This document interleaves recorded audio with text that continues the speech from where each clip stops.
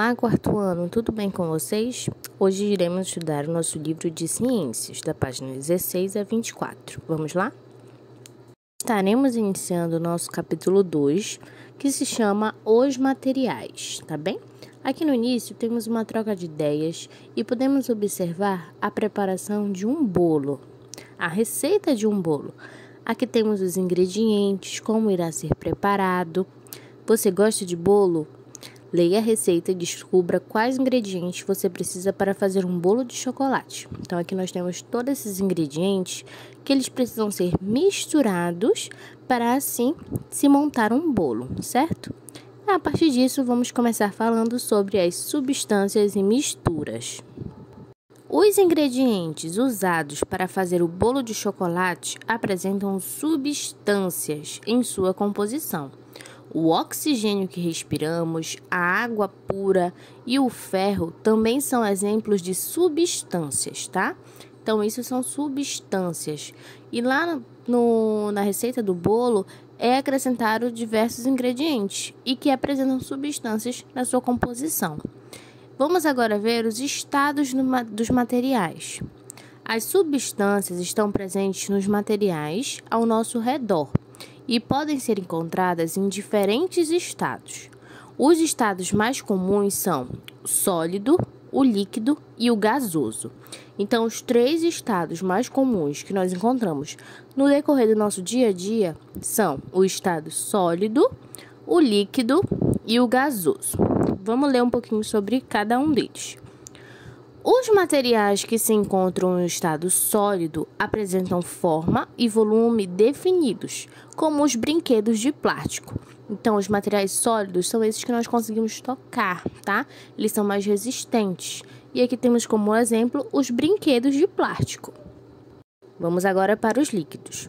Os materiais que se encontram no estado líquido apresentam forma variada e volume constante. Veja que os sucos adquirem a forma dos recipientes em que estão.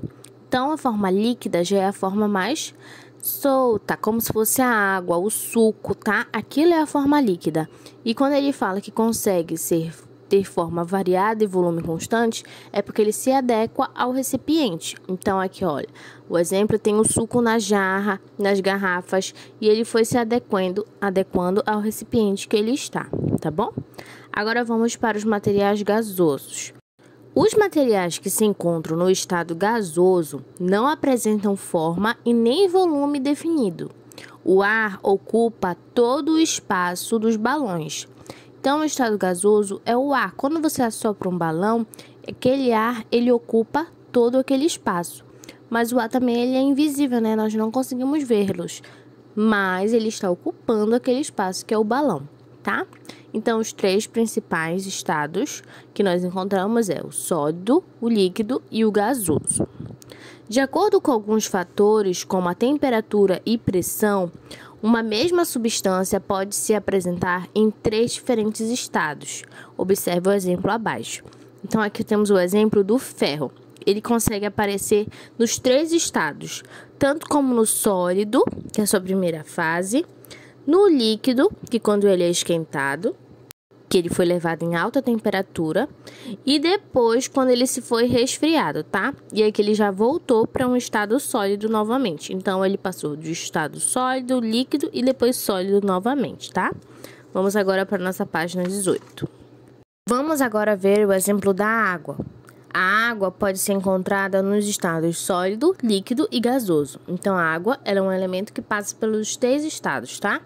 O primeiro que nós temos aqui é o gelo, que a água está no seu estado sólido, tá bom? Após, temos a água no seu estado líquido, tá? Aqui no copo, um copo d'água. E, por último, temos o vapor da água, que é quando ela está sendo aquecida e ela está passando para o estado gasoso. Então, essa fumacinha que vem soltando é a água, tá? No seu estado gasoso, que ela foi levada em alta temperatura. Em nosso cotidiano, também podemos observar as mudanças de estados quando a água é aquecida ou resfriada. Então, aqui temos aqui os exemplos, tá? da água aquecida, ela soltando esse vaporzinho, que ela vai estar no seu estado gasoso. Temos os cubos de gelo e temos ela na forma líquida aqui no suco, tá bom? Também podemos observar as mudanças de estados da água na natureza. Observe o esquema do ciclo da água. Então, aqui abaixo nesse quadro, nós temos o ciclo da água, tá? Número 1, a água ela é congelada no topo das montanhas e derrete com o calor do sol, tornando-se líquida e formando os rios. 2. Com o calor do sol, a água no estado líquido dos rios e mares se aquece, transformando-se em vapor d'água, tá? Como se fosse lá na chaleira, na panela. Ela aqueceu e assim vai subir o vapor d'água. O vapor d'água, ou seja, a água no estado gasoso, sobe até as camadas mais altas da atmosfera, onde a temperatura é mais fria, formando nuvens.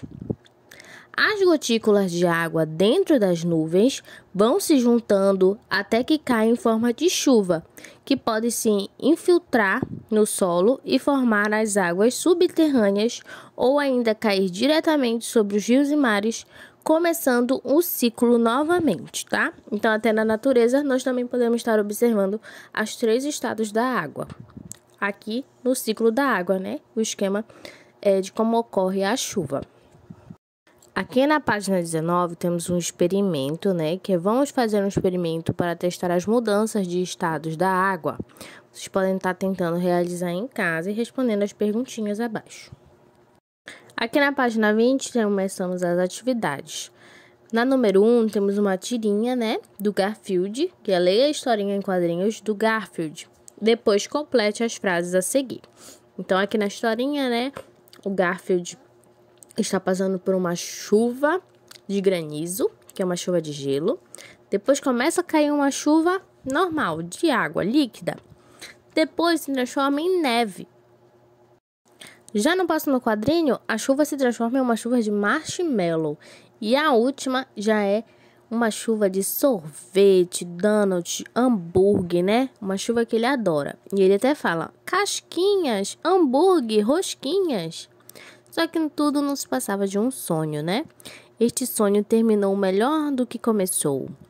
A partir agora da tirinha que nós lemos, vocês irão completar as frases aqui abaixo, tá? Os pingos de água da chuva apresentam-se no estado... Qual o estado que está? Líquido, sólido ou gasoso, tá? Vocês irão completar as frases.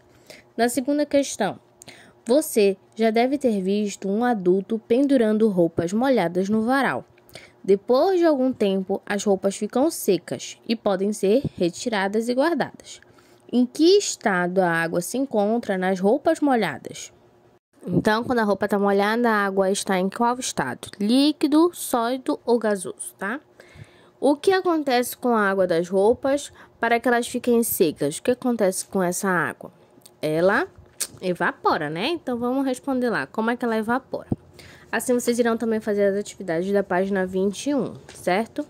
Vamos agora para a nossa página 22. Falar um pouquinho sobre misturas.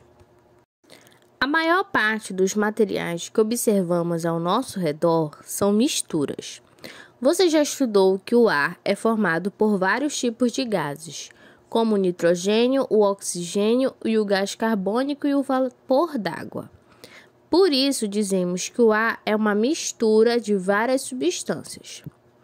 As misturas são formadas por mais de uma substância, né? Então, no caso do ar, ele teve uma mistura de vários gases. E outras misturas sempre vai ser formada por mais de uma substância, que vai aí, assim, causar as misturas. Bom, observe os outros exemplos de misturas encontradas na natureza e no nosso dia a dia. Aqui, primeiro, temos a mistura no solo, né? O solo ele é misturado com fragmentos de rocha, de ar, de água, resto de plantas, animais. Então, ele é composto por todas essas substâncias, que todas juntas se transformam em uma mistura, tá? Aqui temos também os utensílios domésticos, que são feitos de aço e uma mistura de componentes. E também temos a sopa, que é uma mistura de vários vegetais, água, sal, temperos, né? E todos juntos formam a sopa. E aqui abaixo temos a água do mar, que é uma mistura de água, sais e gases, tá? Então, para se ter misturas, temos que ter mais de uma substância, tá? Vamos agora para a nossa próxima página. Nem todas as misturas têm o mesmo aspecto. Nas imagens da água do mar e dos utensílios de aço, podemos observar uma mistura e aspectos uniformes. Contudo, nas fotos do solo e da sopa, percebemos facilmente que a mistura não apresenta um aspecto uniforme. Observe mais 2 exemplos de misturas com um aspecto uniforme e outra com um aspecto não uniforme. Então, aqui temos o pão francês, né? Que não é possível distinguir os ingredientes que o compõem. Então, ele está num aspecto uniforme. Foi feita toda uma mistura com vários ingredientes e no fim deu uma massa só e se transformou num pão. Então ele teve uma aparência uniforme. Já aqui ao lado temos a salada de fruta, que é possível identificar os ingredientes que compõem essa mistura. Eu consigo ver que várias frutas estão misturadas juntas, então ela não está uniforme. Eu consigo identificar que tem uva, tem manga, tem morango, tá? Então não foi uma mistura uniforme.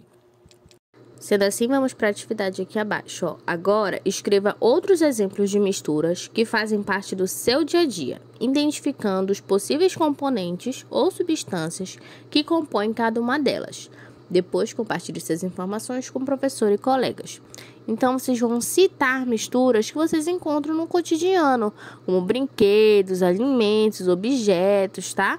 Materiais escolares. Então, vocês irão escrever aqui.